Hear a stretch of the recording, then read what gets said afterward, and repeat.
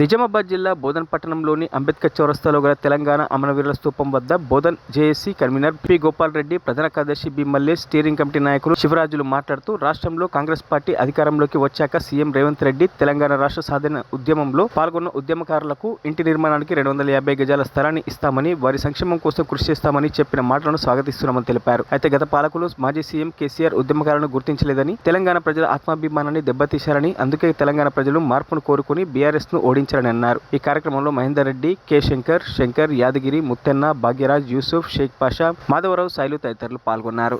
Relay దీక్ష శిబిరం నడిచిందో ఆ సందర్భంగా బోధన్ జేఏసీ తరఫున చాలామంది ఉద్యమకారులు ఉద్యమంలో పాల్గొని లాఠీ దెబ్బలు తిని పోలీస్ కేసులు అనుభవించి కోర్టుల చుట్టూ తిరగడం జరిగింది. కొందరు ఉద్యమకారులు జైల్లోకి కూడా పోవడం జరిగింది. మొత్తం మీద బోధన్ జేఏసీ తరఫున తెలంగాణ సాధనలో ఏదైతే కొంత భాగస్వామ్యం తీసుకున్నామో ఆ భాగస్వామ్యం రాష్ట్ర స్థాయిలో స్థిరస్థాయిగా చరిత్రలో నిలిచిపోయేటటువంటి సందర్భంగా మొన్నటి 10 సంవత్సరాలు గత ప్రభుత్వం ఏదైతే పరిపాలన చేసిందో ఆ 10 సంవత్సరాల్లో ఉద్యమకారులని గుర్తించకపోవడం అనేది చాలా శోచనీయం. నేను ఉద్యమకారుణ్ణి, ఉద్యమం చేయబట్టే నేను చేయబట్టే తెలంగాణ వచ్చిందని చెప్పేటటువంటి మహానుభావుడు ఇక్కడ లాఠీ దెబ్బలు తిని జైల్లోకి తిరిగి కోర్టు చుట్టూ తిరిగినటువంటి వాళ్ళని గుర్తించలేకపోయిండు. 10 సంవత్సరాల తర్వాత జరిగిన ఎన్నికల్లో మార్పులు వచ్చినాయి. ఏదైతే కాంగ్రెస్ పార్టీ ఆధ్వర్యంలో ప్రభుత్వం ఏర్పడ్డది, కాంగ్రెస్ పార్టీ మొన్నటి ఈ ప్రమాణ స్వీకారం తర్వాత ఉద్యమకారులను గుర్తిస్తాం, తెలంగాణ అమరవీరులను కూడా గుర్తిస్తాం, వాళ్ళకి న్యాయం చేస్తాం, అట్లాగే ఉద్యమకారులకు కూడా న్యాయం చేస్తామని చెప్పేసి వాళ్ళ మేనిఫెస్టోలు పెట్టిన సందర్భంగా ఉద్యమకారులకు ఒక 250 గజాల ప్రభుత్వ స్థలం, అట్లాగే ఇందిరమ్మ ఇల్లు కూడా ఇచ్చే అవకాశం ఉంది.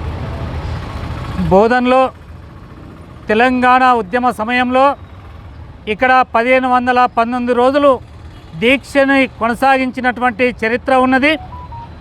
అయితే తెలంగాణ రాష్ట్రం ఏర్పడిన తర్వాత కేసీఆర్ తెలంగాణ కోసం పోరాడినటువంటి ఉద్యమకారులని, ఉద్యమంలో పాల్గొన్నటువంటి భాగస్వాముల్ని ఎక్కడ కూడా గుర్తించలేదు. ఎందుకంటే తెలంగాణ ఉద్యమకారులను గుర్తిస్తే తనకు ఎక్కడ గుర్తింపు ఉండదు అనేటటువంటి ఉద్దేశంతో ఉద్యమకారులని మస్కపరిచే విధంగా, ఉద్యమాన్ని మస్కపరిచే విధంగా తను ఒక్కడే చేసినట్లు ఇచ్చేసిండు. దాంట్లో పాల్గొన్నటువంటి అనేక మంది అనేక త్యాగాలు చేస్తేనే తెలంగాణ రాష్ట్రం వచ్చింది. ఇప్పుడు ఏర్పడినటువంటి కాంగ్రెస్ పార్టీ మొన్న చెప్పింది ఏమనంటే తెలంగాణ ఉద్యమకారులని నేను గుర్తిస్తాము, వాళ్ళ సంక్షేమం కోసము పాటుపడతాము అని చెప్పినటువంటి మాటల్ని మా బోధన్ జేఏసీ ఆహ్వానిస్తున్నది.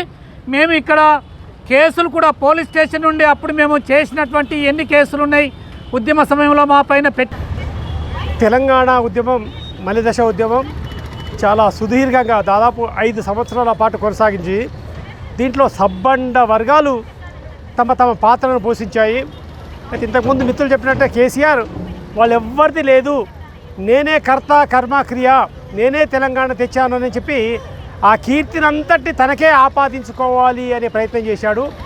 దాంట్లో భాగంగా తెలంగాణ కోసం పోరాడిన వ్యక్తులను గుర్తించకపోవడం, అటుంచి వాళ్ళపైన హెరాస్మెంట్ కూడా అనేక రకాల దౌర్జన్యాలు కూడా జరిగాయి. ఉదాహరణకు కోదండరాం జేఏసీలో పొలిటికల్ జేఏసీలో కీలక పాత్ర వహించినటువంటి కోదండరాం ఇంటిని అర్ధరాత్రి పూట పోలీసులు దర్వాజాలు పలగొట్టి అతన్ని అరెస్ట్ చేయడం అనేది జరిగింది.